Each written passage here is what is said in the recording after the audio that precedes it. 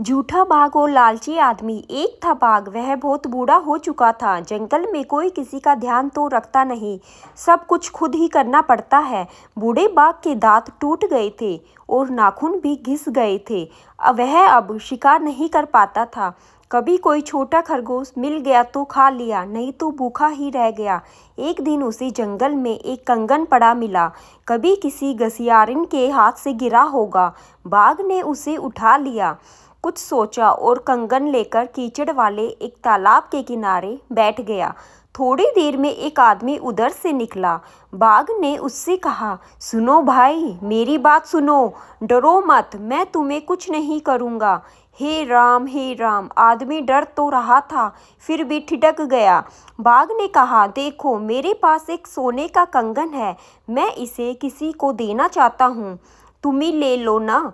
हे राम, आदमी बोला, ना बाबा ना, तुम मुझे खा जाओगे। बाघ ने कहा, पुराना समय होता तो मैं तुम्हें जरूर खा जाता, पर अब मैंने हिंसा छोड़ दी है। अपने अपराधों के लिए मैंने भगवान से क्षमा मांग ली है। मैं मोह माया त्याग कर अब दान पुण्य करने लगा हूँ।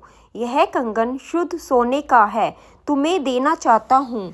हे राम, आदमी ने सोचा, शुद्ध सोने का कंगन तो कई हजार रुपए का होगा।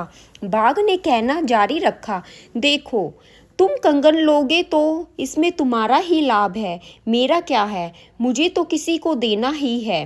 तुम नहीं लोगे तो कोई और ले लेगा। हे राम, उस आदमी का लालच बढ़ गया। वह बोला, देखो, कंगन तो मैं ले सकता हूँ, पर तुम मांसाहारी हो, मनुष्य और पशुओं को मारकर खा जाते हो, इसीलिए तुम पर विश्वास नहीं हो रहा है। बाघ हंसा और बोला, ऐसा तुम मान रहे हो, पहले मैं सचमुच मांसाहारी था, पर अब मैं शुद्ध शाकाहारी बन गया हूँ। भगवान का नाम जपता हूँ और उसी का दिया हुआ प्रसाद खाता हूँ। हे राम, कंगन के लालच में आदमी तालाब में कूद गया और कीचड़ में फंस गया। मौका देखकर बूढ़ा बाघ उस पर झपटा और कुछ ही देर में उसका काम तमाम कर दिया। लालच के कारण ही वह आदमी मारा गया।